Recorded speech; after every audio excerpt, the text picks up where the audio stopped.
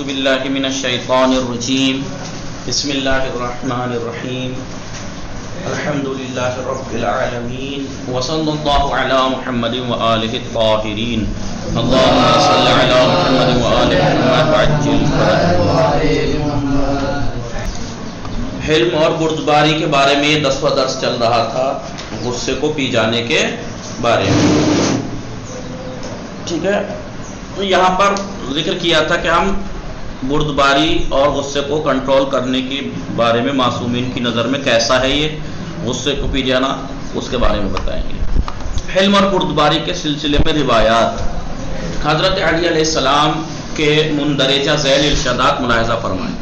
مولا کائنات کے یہ اقوال آپ توجہ کیجیے، کیا فرماتے مولا؟ پہلا، الحلم حجاب من الآفات، حلم یعنی غصے کو پی جانا، کنٹرول کرنا، آفات کے لیے ایک پردہ ہے، آفتوں کے لیے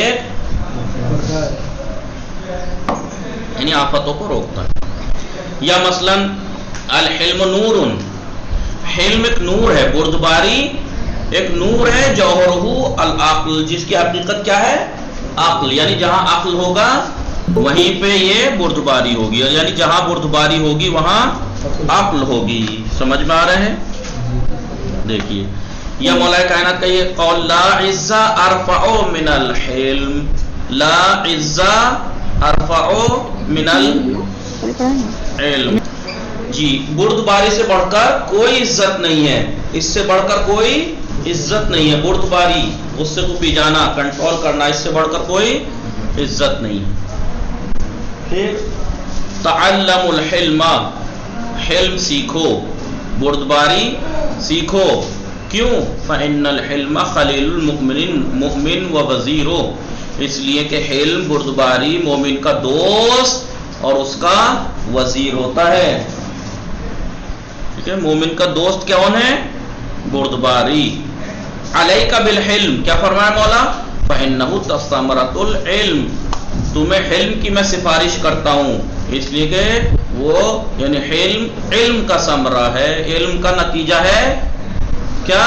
بردباری، یعنی اگر آپ کے پاس علم ہے تو بردباری آئے گی، اگر بردباری نہیں ہے تو اس کا مطلب آپ کے پاس علم نہیں ہے۔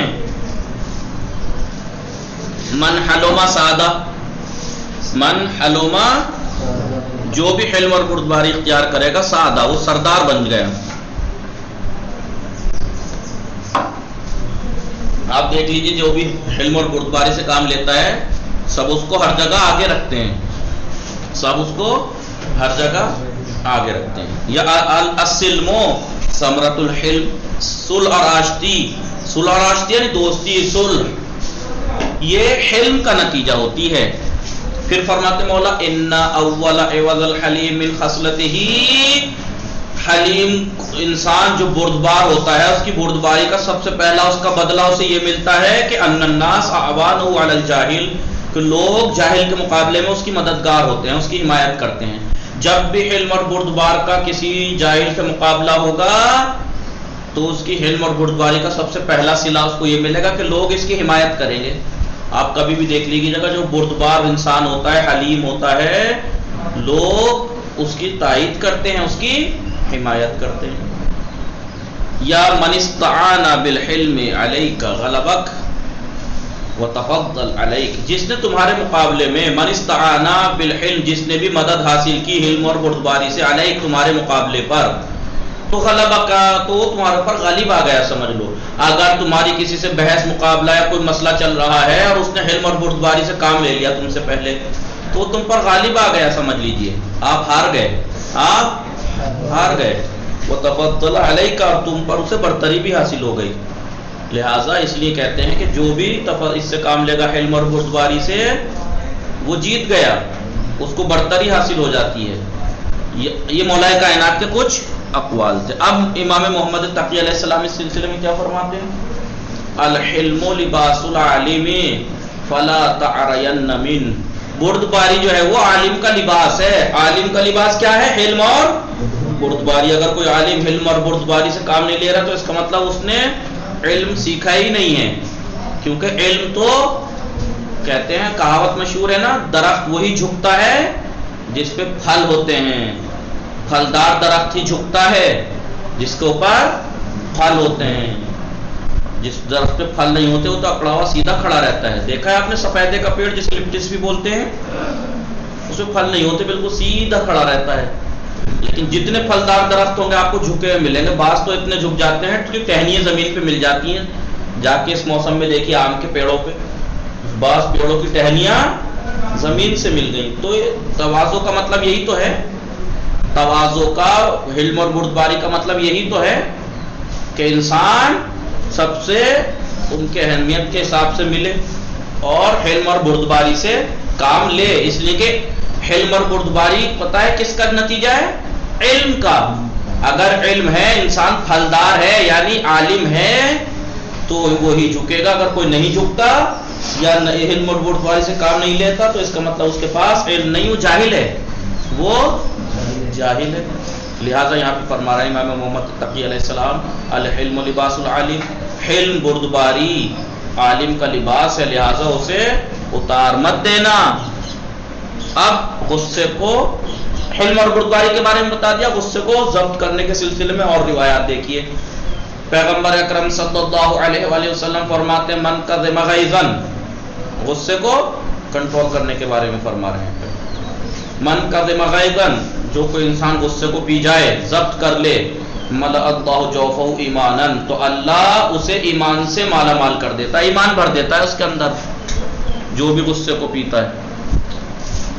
یا مولا کائنات فرماتے من کف غضبہ, جو کوئی اپنے غصے کو روکتا ہے, ستر اللہ عورتہ, تو اللہ اس کے عیب چھپاتا ہے. ستر اللہ عورتہ, اللہ اس کے عیوب کو چھپاتا ہے, عیبوں کو چھپاتا ہے. جو بھی غصے کو پیتا ہے اللہ اس کے عیبوں کو چھپاتا ہے. امام محمد باقر علیہ السلام اس سلسلے میں فرماتے ہیں من کظم غیظا وهو يقدر على امضائه, کوئی انسان اگر غصے کو پی جائے, وهو يقدر, در حالی کہ وہ اس کو چھوڑنے پر, اس غصے کو قدرت تھا اس کے اوپر, اسے قدرت تھی اپنا غصہ لاگو کرنے کی, اس کے پاس قدرت تھی, قدرت اور طاقت کے باوجود وہ اپنے غصے کو روک لے, پی جائے, ضبط کر لے, تو حشر اللہ قلبہ امنا, تو قیامت کے دن خداوند عالم اس کے دل کو سکون اور ایمان سے بھر دے گا. امنا و ایمانا یوم القیامہ, قیامت کے دن امن اور ایمان سے. آپ کو معلوم ہے قیامت کے دن سب لوگ خوف میں ہوں گے, خوف و فضا, ڈر خوف میں ہوں گے, لیکن اس دن اللہ کس کو اطمینان بخشے گا, سکون دے گا, کس کے دل کو سکون دے گا؟ اس انسان کو کہ وہ قدرت طاقت ہونے کے باوجود بھی غصے کو پی جائے. امام جعفر صادق علیہ السلام پیغمبر اسلام صلی اللہ علیہ وآلہ وسلم سے نقل فرماتے ہیں, چھٹے امام رسول کی ایک حدیث نقل فرماتے ہیں کہ آپ نے فرمایا, رسول نے, من کظم غیظا, اگر کوئی انسان غصہ پی جائے, وهو يقدر على انفاذه, اور وہ اس پر قدرت و طاقت رکھتا ہے, یعنی قدرت و طاقت کے باوجود بھی کوئی انسان اگر غصے کو پی جائے, وحلم عنه, اور حلم اور بردباری سے کام لے, تو اعطاہ اللہ اجر شہید, تو اللہ اسے ایک شہید کے برابر اجر دے گا. کتنا؟ آپ دیکھیں شہید کا اجر آپ سنا ہے کبھی کتنا ہے؟ آپ سوچ نہیں سکتے شہید کے لیے اللہ نے کتنا اجر اور ثواب رکھا ہے. لیکن وہ انسان جو قدرت ہونے کے باوجود کسی کو معاف کر دے, غصے کو پی جائے, حلم بردباری سے کام لے, تو خدا اسے, دیکھیے شہید کا جو ثواب ہے وہ پانے کے لیے انسان کو اسلام کی راہ میں جنگ کرنی پڑے گی, قتل ہونا پڑے گا, جب جا کے ثواب ملے گا. لیکن یہ تو زندگی میں آپ قدرت ہونے کے باوجود کسی کو معاف کر دیجئے, غصہ پی جائیے, تو آپ کو اس کا ثواب ایسے ہی مل جائے گا. اسی طرح آپ پیغمبر اسلام صلی اللہ علیہ وآلہ وسلم سے ایک اور حدیث نقل فرماتے ہیں, چھٹے امام رسول کی ایک حدیث, کیا؟ احزم الناس اقدمهم للغیظ, سب سے زیادہ محتاط اور احتیاط کرنے والا انسان وہ ہے کہ جو اپنے غصے کو کنٹرول کرنے پر زیادہ قدرت رکھتا ہو.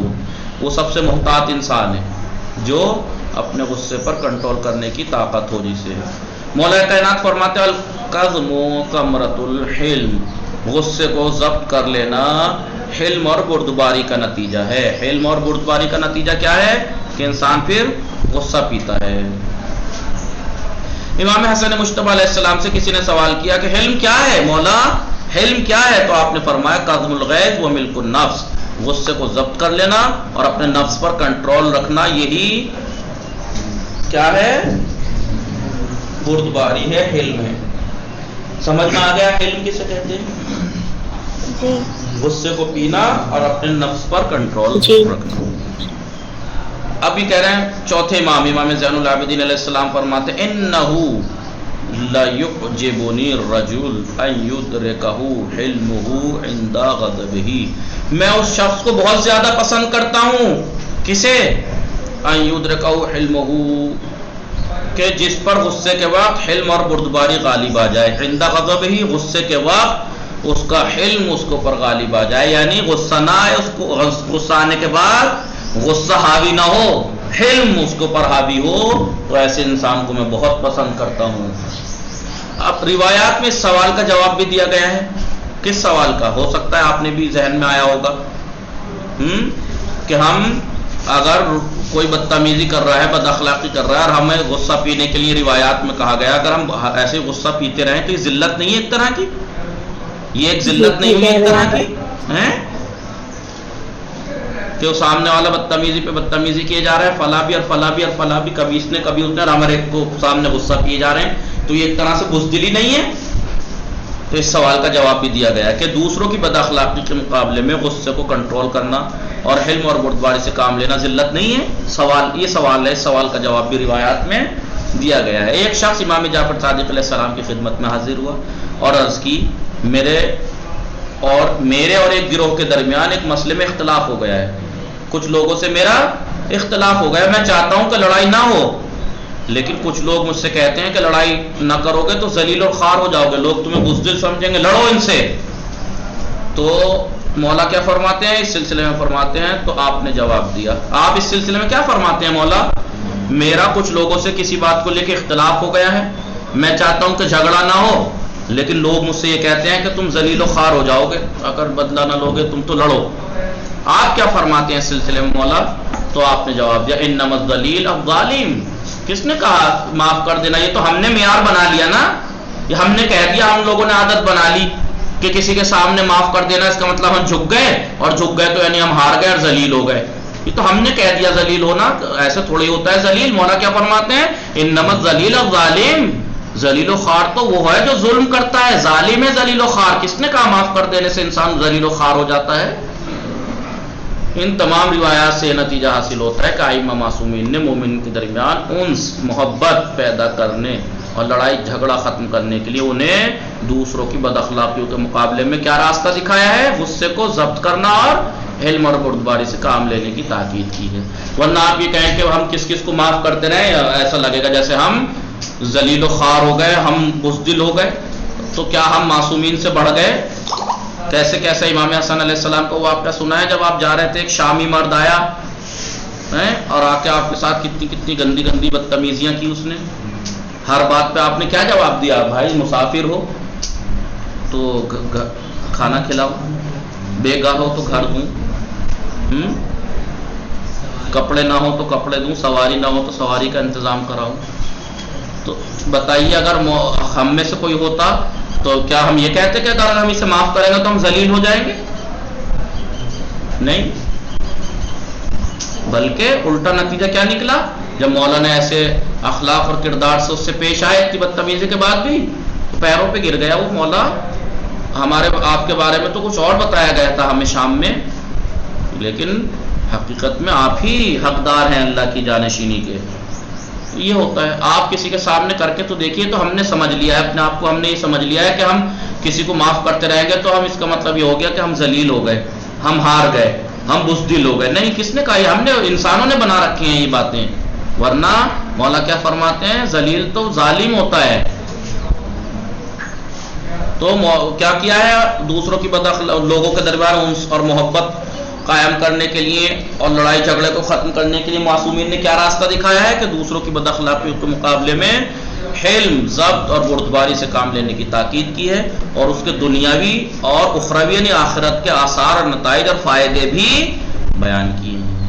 یہ بات طے ہے کہ دوسروں کی بد اخلاقی کے مقابلے میں، لیکن ہاں یہ بھی مت سوچیے گا کہ اس کا مطلب لو جی اب تو ہم نے ٹھیک ہے، آج تک ہم یہ سمجھتے تھے کہ اگر معاف کریں گے تو بزدل بن جائیں گے ہم، یا بزدل سمجھے جائیں گے، ذلت سی محسوس ہوگی کس کس کو معاف کریں، تو لہٰذا ہم سب کو معاف کریں گے کیونکہ ہم نے معصومین کی حدیث پڑھ لی، حدیثیں پڑھ لی، اب تو ہر ایک کو معاف کریں گے۔ نہیں، معاف کرنے کی بھی ایک حد ہوتی ہے۔ دیکھیے، حلم اور بردباری اسی حد تک بہتر ہے کہ جب تک ہمارے حقوق کی پامالی نہ ہو۔ ایسا نہ ہو کہ لو جی اس نے ہمارا گھر قبضہ لیا، لو مولا نے کہا تھا غصے کو ضبط کر لو، ہم نے ضبط کر لیا، انہوں نے ہماری زمین چھین لی، تو مولا نے کہا تھا کہ کنٹرول کرنا۔ نہیں نہیں نہیں، معاف کر دینا اور حلم اور بردباری اسی حد تک ٹھیک ہے کہ آپ کا حق پامال نہ ہو۔ اگر کوئی آپ کا حق پامال کرنے لگے تو پھر حلم اور بردباری نہیں، پھر آپ اس کے ظالم کے خلاف کھڑے ہو جائیے۔ تو اسی وقت تک بہتر ہے جب تک ہمارے حقوق کی پامالی نہ ہو اور اس سے غلط، اور پھر ہمارے معاف کر دینے سے، ہمارے غصے کو پی جا لینے سے غلط فائدہ نہ اٹھایا جائے۔ اگرچہ لیکن پھر بھی اگرچہ اس صورت میں بھی توجہ رکھنی چاہیے کہ دوسروں کے حقوق پامال کرنے والے کو اس سے روکنے کے لیے صحیح راستہ لڑائی جھگڑا نہیں۔ اب یہ بھی مت سوچنا کہ اگر کوئی حق پامال کر رہا ہے تو اس سے لڑائی جھگڑے سے فیصلہ کیا جائے، نہیں، بلکہ وہ طریقہ استعمال کرنا چاہیے جو شریعت نے ایسے لوگوں کے لیے بیان کیا ہے۔ اب مثال اخلاق حلیمانہ اخلاق، غصے کو پی جانے والا، حلم بردباری والا اخلاق۔ اس بحث میں ہم دوسروں کی بد اخلاقیوں کے مقابلے میں اور دوسروں کی بے ادبیوں کے مقابلے میں دین کے جو بزرگ ہیں ان کے کچھ اخلاقی نمونے، مثالیں، واقعات پیش کریں گے تاکہ معلوم ہو سکے کہ بردباری کے ذریعے حسن سلوک میں تبدیل ہونے والی بد اخلاقی کیا ہوتی ہے۔ جی، بردباری کے ذریعے جو حسن سلوک ہوتا ہے، بردباری کے ذریعے سے انسان پھر حسن سلوک سے پیش آتا ہے، لوگوں سے اچھے سلوک سے پیش آتا ہے، اس کے تبدیل ہونے والی بد اخلاقیاں کیا ہوتی ہیں، یعنی پھر بد اخلاقیاں کیسی تبدیل ہو جاتی ہیں اچھائی میں۔ سب سے پہلے ہم حضور سرور کائنات رسول اکرم کی سیرت سے ایک نمونہ پیش کرتے ہیں کہ امت کے درمیان اختلاف کی صورت میں آپ کا کیا کردار تھا۔ ایک قبیلہ تھا اوس، ایک قبیلہ تھا خزرج۔ اوس اور خزرج، آپ نے سنا ہوگا کبھی مجلسوں میں یا پڑھا ہوگا کہیں کتابوں میں۔ اوس اور خزرج دو بڑے قبیلے تھے جو اسلام سے پہلے جاہلیت کے زمانے میں، پرانے زمانے سے ان دونوں قبیلوں میں جنگیں چلی آ رہی تھیں، لڑائیاں چلی آ رہی تھیں، ہمیشہ جنگ کے لیے تلواریں اٹھائے رہتے تھے ایک دوسرے کے خلاف۔ انہوں نے بارہا دوسرے قبیلے کے افراد کو قتل کیا تھا، لیکن جب پیغمبر اسلام ہجرت کر کے مدینہ آ گئے تو آپ کے آنے سے اور اسلام کی برکت سے ان دونوں گروہ میں، ان دونوں قبیلوں میں صلح ہو گئی، اور یہ دونوں قبیلے اب آپس میں ایک دوسرے کے ساتھ سکون سے رہنے لگے۔ کہاں سالوں سال سے جنگیں چلی آ رہی تھیں، لیکن اب اسلام آ گیا، مسلمان ہو گئے، اس کی برکت سے اب ان میں صلح ہو گئی، کیونکہ سب مومنین آپس میں بھائی بھائی ہیں، اس لیے سب میں صلح ہو گئی۔ اب وہی خاندان جو، وہی قبیلے جو سالوں سے لڑتے چلے آ رہے تھے، ایک دوسرے کے خون کے پیاسے تھے، ایک نگاہ نہیں بھاتا تھا ایک دوسرے کو کوئی، وہ آج ایک دوسرے کے ساتھ مل بیٹھ کے رہتے تھے۔ ٹھیک ہے، ایک دن مدینے کے شاذ بن قیس نامی ایک یہودی تھا، جو کام آج یہودی، آپ سمجھ رہے ہیں کہ یہودی آج ایسا کام کر رہے ہیں اسرائیل، یہ یہودی اسرائیل پرانے زمانے سے یہ کرتے آ رہے ہیں۔ اسرائیل یہی چاہتا ہے کہ اسلام میں تفرقہ پیدا کیا جائے، اسے ختم کیا جائے۔ سب سے بڑے دشمن یہودی ہیں۔ شاذ بن قیس نامی ایک بوڑھا یہودی نے ان دونوں قبیلوں کے لوگوں کو ایک ساتھ بیٹھے دیکھ لیا۔ کہاں جنگیں چلی آ رہی تھیں، آج جب یہ بوڑھا نکل رہا تو دیکھا تو دونوں قبیلے کے لوگ بیٹھے ہیں آپس میں اور خوب باتیں چل رہی ہیں، خوش ہیں، تو دیکھ کے جل بھن گیا۔ ایک ساتھ بیٹھے دیکھا جو آپس میں گفتگو کر رہے تھے تو اسے ان کا اتحاد دیکھ کر جلن ہونے لگی، لہذا اس نے انہیں لڑائی کرنے کے لیے ایک چال چلی۔ کیا کیا؟ اس لیے اس نے ایک یہودی جوان سے کہا، ایک اور یہودی جوان کو بلایا اس بوڑھے نے اور کہا جاؤ ان کی مجلس میں شریک ہو جاؤ، ان کے پاس جا کے ایسے بیٹھ جاؤ جیسے لوگ بیٹھے ہیں، جا کے تم بھی بیٹھ جاؤ، اور انہیں روز بیعاص، ایسی باتوں باتوں میں روز بیعاص کا ذکر چھیڑ دینا۔ روز بیعاص ایک ایسا دن تھا ان کی سالوں سال کی جنگوں میں، ایک دن ایسا تھا کہ اس دن سب سے زیادہ قتل و غارت ہوئی تھی، بہت زیادہ خون بہا تھا، بہت زیادہ لوگ قتل و غارت ہوئی تھی اس دن، لہٰذا اس دن کا نام روز بیعاص تھا۔ لہٰذا تم جانا وہاں، ان کی باتوں میں وہ دن آپ جانتے ہی ہیں کہ جو لوگ ہوتے ہیں آپس میں وہ بیٹھے ہوں اور پرانے زمانے کا ذکر چھیڑ دو کسی ناراضگی کا، تو باتیں پرانی تازہ ہو جاتی ہیں، پھر لڑائی جھگڑے شروع ہو جاتے ہیں بعض ٹائم۔ تو اس نے کیا کیا، یہودی نے، مکار نے، ایک جوان کو بھیجا کہ جاؤ اور باتوں باتوں میں روزے بیاس کی یاد دلا دو کہ جس دن ان دونوں قبیلوں نے آپس میں سخت جنگ کی تھی اور ان کے بہت سے لوگ قتل ہو گئے تھے. اس یہودی نوجوان نے ایسا ہی کیا. آہستہ آہستہ بات جب چھڑی وہاں تو آہستہ آہستہ دونوں طرف اس قدر جوش بڑھ گئے باتوں باتوں میں. ہاں بھائی تو نے غلطی کی تھی, ان کی غلطی تھی, اتنا نہیں تمہاری تھی, میں تمہیں اتنے مار دیے تھے, میں تم نے اتنے مار دیے تھے. ایسے کرتے کرتے باتیں بڑھتی گئیں, جوش بڑھ گیا کہ ان پر غیظ و غضب طاری ہو گیا اور وہ لڑنے مرنے کو تیار ہو گئے اسی وقت. چنانچہ دونوں طرف اسلحے اور ہتھیار سنبھالنے کی تیاری ہونے لگی. یہ خبر پورے شہر میں پھیل گئی کہ پھر جنگ شروع ہونے والی ہے, اور آہستہ آہستہ باقی لوگ بھی اپنے اپنے قبیلے سے جا ملے. جب یہ بات پیغمبر اکرم تک پہنچی تو آپ فوراً وہاں پہنچے اور بآواز بلند خطاب کر کے فرمایا, یا معاشر المسلمین, اے مسلمانوں, خدارا ابداء الجاہلیہ, کیا تم جاہلیت کی طرف پلٹ گئے؟ وانا بین اظہرکم وبعد ان, اور میں تمہارے درمیان ہوں, میں ابھی تمہارے درمیان موجود ہوں اور تم جاہلیت کی طرف پلٹ گئے ابھی سے. اور اس کے بعد ہداکم اللہ تعالی علیہ السلام, جبکہ تمہیں اللہ نے ہدایت کی اسلام کی, واکرمکم بہ, اور تمہیں اسلام کی بدولت بزرگی عطا کی, اسلام کے ذریعے تمہیں بزرگی عطا کی, وقطع عنکم امر الجاہلیہ, اور جاہلیت کو تم سے دور کیا, وانقذکم من الکفر, اور تمہیں کفر سے نجات دی اللہ نے, والف بینکم, اور تمہارے دلوں میں محبت ڈالی ایک دوسرے کے لیے. ترجعون الی ما کنتم علیہ کفارا, کیا تم پھر دوبارہ اس کفر کی طرف پلٹ جاؤ گے؟